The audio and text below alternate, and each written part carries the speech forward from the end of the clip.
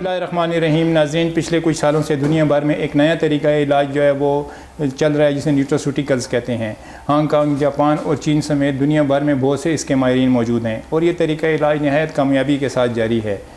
हमारी इस वक्त बहुत बड़ी खुशकिस्मती है कि डॉक्टर असलम परवेज़ साहब हमारे साथ मौजूद हैं, जिन्होंने इस तरीका इलाज में जो है वो स्पेशलाइजेशन की है, PhD की है। इंग्लैंड से PhD करके आए हैं। उन्हें वहाँ बड़ी पुरकशिश ऑफ़र की गई, लेकिन उन्होंने वतन की खिदमत के जज्बे से सरशार होकर पाकिस्तान आकर पाकिस्तानियों की खिदमत करने का फ़ैसला किया।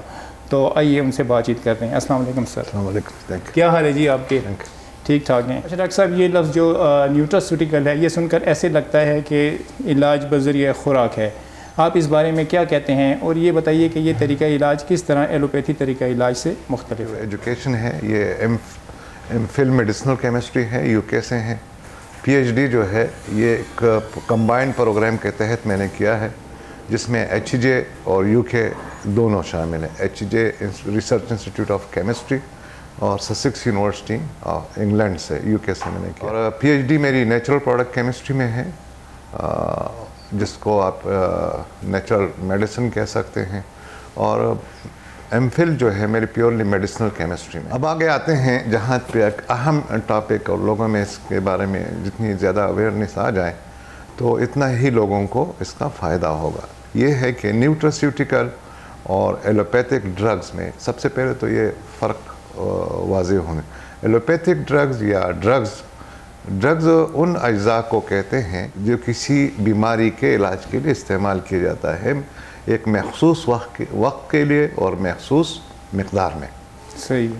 ये मेडिसिन की या ड्रग की तारीफ़ है। दो फैक्टर्स जो है इसमें आ जाते हैं। वक्त, आप लाइफ लॉन्ग जो है ड्रग इस्तेमाल नहीं कर सकते क्योंकि उसके टॉक्सिक इफ़ेक्ट, साइड इफ़ेक्ट्स होते हैं, साइड इफ़ेक्ट्स फ्री नहीं होते।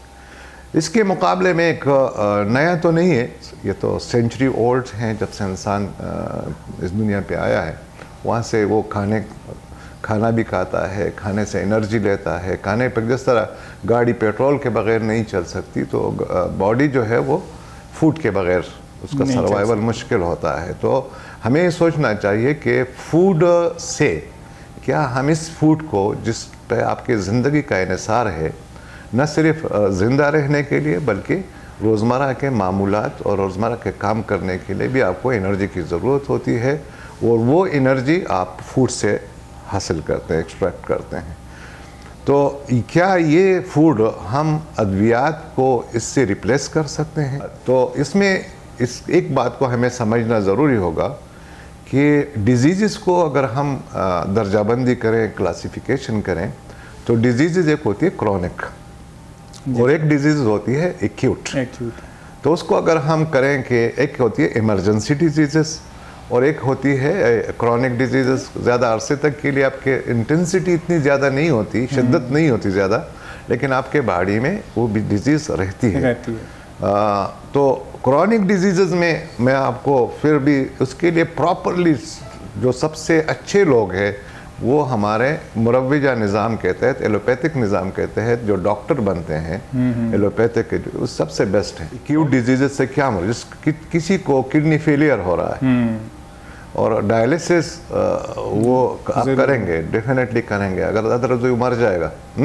इसी तरह किसी का एक्सीडेंट हुआ है, ट्रॉमेटिक डिजीज़, हेमरेज हुआ है, ब्लीडिंग हुई है, उसको आप ब्लड ट्रांसफ्यूज करेंगे और ये डॉक्टर ही कर सकता है। सर्जरी है, इन्फेक्शियस डिजीज़ है, एक्यूट फॉर्म में है, तो अगर आप डॉक्टर के रोल को तो आप नेगेट नहीं कर सकते, अलबत्त डॉक्टर के रोल को हम मुतय्यन कर सकते हैं। क्रॉनिक डिजीज़ में जहाँ तक ताल्लुक है, मिसाल के तौर पर आपसे कहूँगा एजिंग है।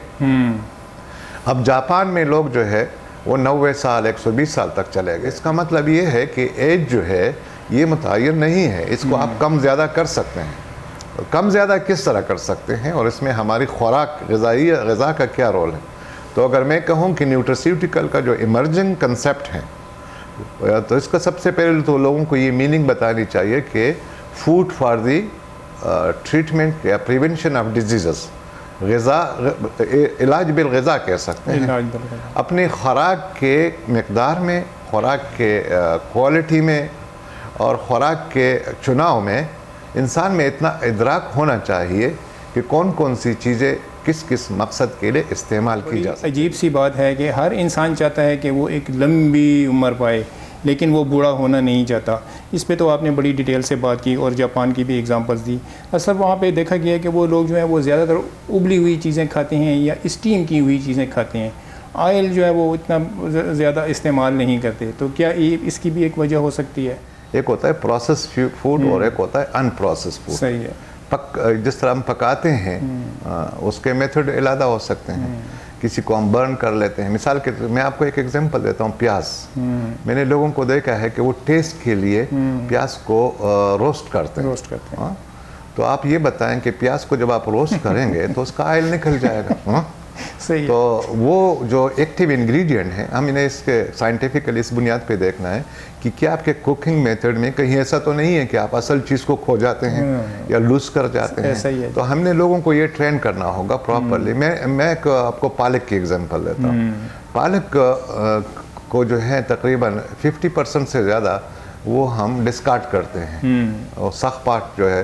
लेकिन इसको अगर आप पाउडर बना के कुकिंग का तरीका डिफरेंट कर लें तो आपका जो खर्चा है इकोनॉमी भी आपका ये पाउडर कर लें और इसको कोई और तरीका, कोफ्ते वोफ्ते का तरीका, कुकिंग के मेथड, असल में जो हम चलते हैं रिवायात पे, सीना बसीना इल्म। मैंने आपको देखा है कल्चर और ट्रेडिशन को, इल्म को जब तक आप कल्चर और ट्रेडिशन से आज़ाद करके साइंटिफिक बुनियादों पर एनालाइज नहीं करेंगे, एडॉप्ट नहीं करेंगे, तो ये मसाइल आपके पास रहेंगे। जहाँ तक जापान की बात है वो ये नहीं है, वो खाते हैं सी फूड, वो खाते हैं फर्मेंटेड फूड। जो कोरियन है, जो भी इलाके हैं, जिस तरह कोरिया है, जापान है, मलेशिया है, चाइना है, ये फर्मेंटेड फूड पे है। वो जब खाते हैं उनके कमरे में आप बैठ भी नहीं सकते, स्मेली होता है। तो वो स्मेल बुनियादी तौर पर वो फर्मेंटेड फूड में होता क्या है, हमें ये यहाँ तो आपके कल्चर में तो ये है कि ये रात की लेफ्ट ओवर जो रोटियाँ होती है, रात से जो रोटियाँ रह जाती है, गंदम की हो, मकई की हो या चावल हो, वो नेक्स्ट का अपने तौहीन समझते हैं, अपने लिए बेइज्जती का बायस समझते हैं। तब आपके ख़वातीन, आपके मर्द, आपके लोग इस तरह ट्रेन होते हैं कि वो अच्छी चीज़ को फेंकते हैं या वेस्ट में देते हैं। जिन इलाकों में नाइट लेफ्ट ओवर, जिसको लेफ्ट ओवर कहते हैं, जो रात का बचा हुआ बासी रोटियां जो खाते हैं, तो उनमें एज उनकी ज़्यादा होती है, उनकी एज ज़्यादा। उसके मतलब ये है कि फर्मेंटेशन का एक अमल है सर। और ये और वो उसको शॉर्ट चेन फैटी एसिड कहते हैं। यही जो मैंने आपको बताया कि जो लोग बासी रोटियां खाते हैं उनका हीमोग्लोबिन भी ज़्यादा होता है। सही है। जो लोग बासी रोटियां खाते हैं उनकी हार्ट की डिजीज़ भी कम आती है। कंसेप्ट ये भी है आप लोगों का कि लीवर जो है वो तमाम मदर ऑफ़ ऑल डिजीज़, कि अगर ये अपने फंक्शंस जो है वो सही करे, अपने एंजाइम पूरे बनाए, तो ये हार्ट डिजीज़ वगैरह और ये स्टमक की डिजीज़ हैं या जो और बीमारियां हैं ये ना हो। इस बारे में आप क्या राय रखें? मदर के तरह बिहेव करता है तो वो क्या क्या काम है जो लेवर आपके लिए करता है। लेवर 1000 ऑफ जॉब जो है वो परफॉर्म करता है। एक है खून बनाने का अमल, लेवर का मेजर रोल है खून बनाने में। एक है आपके लिए प्रोटीन बनाने का अमल, ये भी लेवर में होता है। और एक होता है कार्बोहाइड्रेट को एनर्जी में कन्वर्ट करने का अमल, ये भी लेवर में होता है। फिर वेस्ट को रिमूव करने का, वेस्ट को बॉडी में, इन तमाम प्रोसेसेस में आपके बॉडी में जो वेस्ट बनता है खून में शामिल होता है, उसको बाकायदा एक निज़ाम के तहत बॉडी से इस काबिल बनाता है लेवर कि वो बॉडी से यूरिन के ज़रिए से या पसीने के ज़रिए से निकल जाए या वो पखाने के ज़रिए से बॉडी से निकल जाए। अगर किसी भी तरीके से आपका लेवर इस काबिल नहीं रहता कि जो रेजिडुअल या फूड से एनर्जी के हसूल के दौरान जो चीज़ें आपके बॉडी में अनवांटेड होती है, मुज़िर होती है, बॉडी के लिए वेस्ट होती है, उसके निकालने के काबिल नहीं रहता तो आपका बॉडी जो है वो बीमारियों का घर बन जाता है। तो एक तो हम कहते हैं लेवर इज़ डिटॉक्सिफिकेशन कैपेसिटी ऑफ लेवर, इसको आपने बढ़ाना होगा। तो इसके लिए मैं कहूँगा कि जिनके घर में जो यहाँ पे धनिया जो है जिसको सिलेंट्रो भी कहते हैं वो आम है, और लेमन जो है वो भी हमारा एग्रीकल्चर कंट्री है, वो आम है।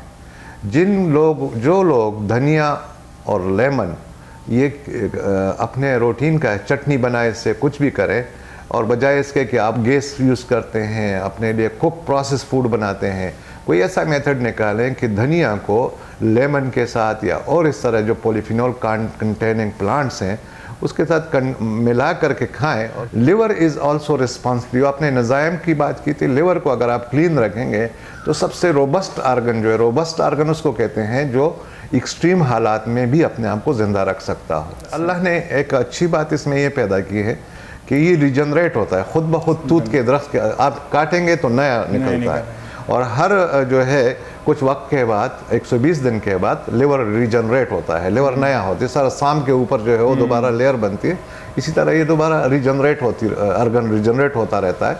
तो हमें इसके बारे में अगर हम इसको सपोर्ट करेंगे, यानी इसकी हिफाजत करेंगे और पर्टिकुलरली टॉक्सिक मैटर के बिल्डअप से बचाएंगे, तो लिवर इस काबिल है कि वो अपने आप को बचा सकता है। हार्ट की जो डिजीज़ होती हैं तो इनसे किस तरीके से जो है वो बचा जा सकता है? हार्ट डिजीज़ को समझना होगा, हार्ट डिजीज़ को क्लासिफाई करना होगा। जो बढ़ापा है उसका ताल्लुक है आपकी सेहत के साथ, और जो एज है उसका ताल्लुक है दिन के काउंट, गुजरे हुए दिनों की तादाद के साथ। तो इसको हमने एक डिफ्रेंशिएट करना होगा। दूसरी बात यह है कि मौत बीमारी से आती है, सही है, कमज़ोरी बीमारी से आती है, और मौत जो है उम्र से नहीं आती। फिर तो यंग लोग ना मरते, यंग लोग बाज़ लोग 15 ईयर्स में मर जाते हैं, बाज़ माँ के पेट में मर जाते हैं, बाज़ बहुत अर्ली एज में मर जाते हैं। तो इसका मतलब ये हुआ कि हमने क्लासिफाई किया कि heart is in ageing disease. सही, ये तो एजिंग डिजीज़, एजिंग से जो कमज़ोरियाँ वो है, एज में सबसे पहले आपके जो पट्टे हैं जिसको मायोसाइट्स कहते हैं वो कमज़ोर हो जाते हैं। मसल कमज़ोर हो जाते हैं। Heart is a muscular organ. तो आपने सबसे ज़्यादा जो तवज्जो देनी होगी कि वो आपके हार्ट के मसल इनटेक रहें। तो अगर हार्ट के मसल इनटेक रहते हैं तो वो कौन कौन से तरीके हैं जिससे अपने हार्ट के मसल सबसे ज़्यादा डैमेज होते हैं हैवी मेटल एक्यूमुलेशन के साथ। हैवी मेटल में लेड आता है, सीसा जिसको कहते हैं। हैवी मेटल में आपका क्रोमियम वगैरह है, कैडमियम है, आर्सेनिक है, लेड, ये मरकरी है, ये सब आपके उसमें आते हैं। अगर आप अपने घर में इन चीज़ों के बस से लोगों को अवेयर करेंगे तो हार्ट के जो मसल है इसको कहते हैं हैवी मेटल इंड्यूस कार्डियोमायोपैथीज। और इसका मेडिकल में इलाज भी इस वक्त तक मेडिकल सिस्टम में इलाज नहीं है। मस्कुलर हार्ट के मसल को स्ट्रॉन्ग बनाने के लिए कोई इलाज नहीं है, तो आप खुद ही कर सकते हैं। और ये अपनी ग़िज़ा से आप ये चीज़ें अवेयरनेस से कर। एक और जिसको बहुत इग्नोर किया जाता है और वो है जी आयरन। अगर आपके बॉडी में ज़्यादा हो जाए और या इसका मेटाबॉलिक डिसऑर्डर शुरू हो जाए, उसको हम कहते हैं आयरन टॉक्सिसिटी। सबसे ज़्यादा जो रिस्पॉन्सिबल एलिमेंट एजिंग का है वो आयरन टॉक्सिसिटी है। और आयरन टॉक्सिसिटी है, ग्लूकोटॉक्सिसिटी है, यानी ग्लूकोज की वजह से जो टॉक्सिक में, इसको समझना बड़ा इजी होता है, इसको टैकल करना भी बड़ा इजी है। सिर्फ़ और सिर्फ मैं ये रिकमेंड करूँगा कि हमें इन चीज़ों पर अवेयरनेस प्रोग्राम करनी चाहिए। और एक प्रोफेसर साहब थे जिसको 2 दफ़ा नोबेल प्राइज़ भी मिला था, अमेरिकन प्रोफेसर लिनस पॉलिंग। ये एक बहुत बड़े माहिर गुजरे हैं इसमें, और वो कहते हैं कि heart disease could easily be eradicated. यानी हम मुआशरे को हार्ट डिजीज़ फ्री मुआशरा बना सकते हैं। और उसका कंसेप्ट ये था कि अगर हम इन जो मुतहर्रिकात है हार्ट डिजीज़ के, जिसमें मैंने आपसे कहा कि हम आयरन के जो है हर आदमी जिसके पास आप जाते हैं वो आपको आयरन की कैप्सूल, फौलाद की कैप्सूल पकड़वा देता है। किसी भी ख़वातीन के साथ तो और ज़्यादती हो रही है। अब ये जो फौलाद के कैप्सूल है, अब ये उनको पता नहीं है कि इसका टॉक्सिक लेवल कहाँ से शुरू होता है, हमने चेक कैसे करना है, कौन आदमी जो है वो आयरन के सप्लीमेंट लेने के काबिल है या उसको हैंडल कर सकता है। ये इल्म तो हम हासिल नहीं करेंगे, लेकिन ये इजी तरीका है कि मैंने 200 मिलीग्राम दे दिया, मैंने 100 मिलीग्राम दे दिया, आपने तो उसका बेड़ा गर्क कर दिया। उसका कोटा कितना है वहाँ पे, वो 10 मिलीग्राम से ज़्यादा तो आयरन एब्जॉर्ब नहीं कर सकता। आपने 200 मिलीग्राम दे दिया पर डे, तो 180 मिलीग्राम कहाँ जाएगा? ये आपके हार्ट को डैमेज करेगा, ये आपके किडनी को डैमेज करेगा, ये आपके लिवर को डैमेज करेगा, और ये आपके नर्व्स को डैमेज करेगा, तो ये आपके ब्रेन को डैमेज करेगा। तो आपने ये देखा होगा कि जितने भी न्यूरोमस्कुलर डिजीज़ हैं। हर आदमी आता है मेरा शाटिका हो गया है, मेरा वो हो गया है, मेरा मोरा बैठ गया है, मेरे अब ये वो नहीं देखता कि मैंने आयरन कितना लिया है, मैंने अनजस्टिफाइड सप्लीमेंटेशन किस तरह की है, मैंने एक अनपढ़ आदमी के हाथ में अपना सेहत क्यों दिया है। एक एक्सपर्ट आदमी, वो न्यूट्रास्यूटिकल में हो या एलोपैथिक में हो या होम्योपैथिक में हो, एक्सपर्ट, मेरे कहने का मतलब ये है कि एक्सपर्ट होना ज़रूरी है, सही है, अवेयरनेस ज़रूरी है। डिजीज़ आपको इतना नुकसान नहीं पहुंचाता जितना आप खुद डिजीज़ की वजह खुद बनते हैं। सही। आप अपने जो आपका डिफेक्टिव नॉलेज है, डिफेक्टिव इंफॉर्मेशन है, इट्स मोर डेंजरस। कोरोना के दौरान जो आपकी एक प्रोडक्ट है इम्यून अप, उसने बहुत ज़बरदस्त रिस्पांस दिया है और बहुत सी जानों को बचाया है। तो क्या आपकी जो दूसरी प्रोडक्ट्स हैं वो भी इसी तरीके की इफ़ेक्टिव हैं जिस तरह के इम्यून अप है? क्योंकि वो मैंने खुद इस्तेमाल किया और मुझे भी बड़े अच्छे रिज़ल्ट्स मिले, और जिन लोगों ने इस्तेमाल किया उनको भी बहुत ज़बरदस्त रिज़ल्ट्स मिले। मोर देन 30,000 पेशेंट कोरोना के दौरान यूज़ किया था, जो हमारे पास डेटा है, जो हमने रिकॉर्ड किया था, और उसमें सिंगल डेथ भी नहीं हुई थी। उसकी बुनियादी वजह क्या है? मैं आज जो लोगों को अगर आप में सलाहियत है कि आप सिंगल बुलेट के साथ मल्टीपल टारगेट को अटैक कर सकते हैं, एड्रेस कर सकते हैं, ये होती है स्पेशलिटीज़। लेकिन अगर हर टारगेट के लिए अलग अलग बुलेट चाहिए, अलग अलग बुलेट बनाएंगे तो हो सकता है कि आप मिस कर जाएं, मिस में लेकिन नुकसान कर जाए। नुकसान कर जाए। Immune up is a single bullet with a hitting multiple targets, having the ability to hit multiple targets।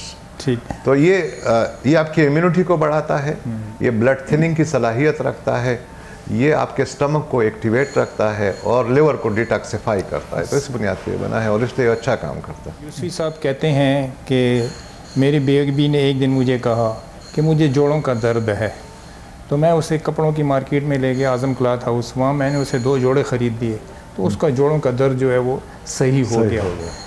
चलें, वो तो एक मिजाज की बात थी, लेकिन जो अर्थराइटिस है, जोड़ों का दर्द है, rheumatoid arthritis, osteoarthritis, ankylosing spondylitis, तो मतलब जो जोड़ों के दर्द हैं, छोटे बड़े जोड़ों के दर्द के बारे में, उसके पास भी आपके यहाँ कोई ऐसी रेमेडी है? ये जो जॉइंट पेन है या जोड़ों का दर्द है, जिसको अर्थराइटिस कहते हैं, इसके वजूहात मल्टीपल्स हैं। सही है। ठीक है सर।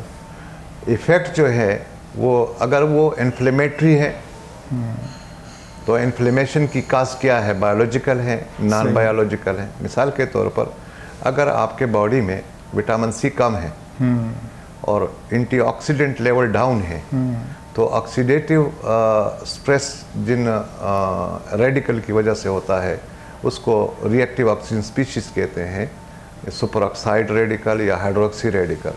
वो अगर आपके बॉडी में ज़्यादा हो जाते हैं और वहाँ वो आपके बॉडी को डैमेज करना शुरू कर दें, तो एक होता है एक्स्ट्रा सेलुलर मैट्रिक्स। जी।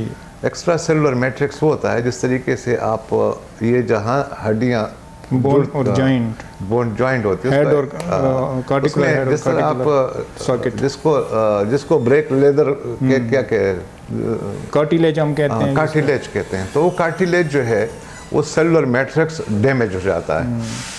जब वो सेलुलर मैट्रिक्स डैमेज होता है तो वहाँ से वहाँ इन्फ्लेमेशन काज हो जाता है, और उस इन्फ्लेमेशन की वजह से आपको बीमारियों को फेस करना पड़ता है। तो सबसे पहले तो हमें इस काज को, मोस्ट ऑफ द पेशेंट जो मेरे पास आए हैं, तो अगर आप ये ऑक्सीडेटिव स्ट्रेस को और रिएक्टिव ऑक्सीजन स्पीशीज़ को या रिएक्टिव नाइट्रोजन स्पीशीज़ को एंटीऑक्सीडेंट खुराक के ज़रिए से कम कर सकते हैं या एलिमिनेट ख़त्म कर सकते हैं, तो ये मसाइल खुद ब खुद कम हो जाएंगे। और हमने ये ट्राई किया है कि जिन लोगों ने प्रोहार्ट और इम्यून अप कंबाइन करके लिया है, उनमें जोड़ों की बीमारी कम हुई है। सही। जोड़ों की बीमारी का ताल्लुक जो है बुनियादी तौर पर, अगर आपकी बॉडी इस कैपेबल नहीं है कि वो ओल्ड सेल को क्लियर कर सकें, तो ये ओल्ड सेल जो है, जिसको सीनेसेंट सेल कहते हैं या सीनेसेंट सेल कहते हैं, ये वहाँ एक्यूमुलेट जमा हो जाते हैं और आपको ये तकलीफ़ देते हैं। तो ये अब तरीका इलाज जो है, अगर आप मिसाल के तौर पर नी रिप्लेसमेंट करेंगे और फ्लांग करेंगे तो ये मच्छर को तोप से मारने वाली मुतरादिफ बात है। ठीक फिर भी नहीं होगा। सही। ठीक का तरीका ये है कि आप अपने मैदे से इसको स्टार्ट करें, अपने लिवर से इसको स्टार्ट ले लें, कनेक्ट कर लें, अपने हार्ट से ब्लड सप्लाई को, नी का और हार्ट का क्या ताल्लुक है, नी का और स्टमक का क्या रिलेशन है, नी का और लिवर का क्या ताल्लुक है, नी का और किडनी का क्या ताल्लुक है। तो इन चीज़ों को जब आप कनेक्ट करते हैं और इनके दरमियान का जो ताल्लुक है वो साइंटिफिक बुनियादों पर उसको एक्सप्लेन करेंगे, जस्टिफाई करेंगे, तो फिर आप सही नतीजे पे पहुंच सकते हैं। तो हमारे जो सिस्टम है वो ये डिस्प्रिन खा लो, ये खा लो। अब आप मुझे बताएं, पैरास्टामोल जो है, अगर आप दर्द को कम करने के लिए पैरास्टामोल लेंगे और प्रॉब्लम का ओरिजिन आपका लिवर है तो वो तो लिवर को और ख़राब कर जाएगा और लॉन्ग आपको मॉर्बिड बना देगा, आपको डिसेबल कर देगा और लॉन्ग लाइफ लॉन्ग जो है आपको मुसीबत में डाल देगा। तो हमें थोड़ी सी रैशनलाइजेशन की ज़रूरत है कि हम जो इलाज कर रहे हैं उसका साइंटिफिक ग्राउंड क्या है। सही है। बजाय इसके कि हम मेडिसिन पे इन्वेस्टमेंट करें, हम अपनी अवेयरनेस लेवल को बढ़ाने पे भी थोड़ा सा इन्वेस्टमेंट कर लें तो हम कई मुसीबतों से या बलाओं से अपने आप को बचा सकते हैं। जी नाज़रीन, डॉक्टर साहब का एक मुख्तसर जो मैसेज था वो ये था कि आप एक लंबी उम्र चाहते हैं और सेहतमंद ज़िंदगी चाहते हैं तो अपनी खुराक के ऊपर सबसे ज़्यादा तवज्जो दीजिए। अपने इर्द गिर्द, अपने किचन में जो मौजूद अशिया हैं उनका सही तरीके से इस्तेमाल कीजिए। डॉक्टर साहब, थैंक यू। बहुत शुक्रिया being with us. Thank you very much sir.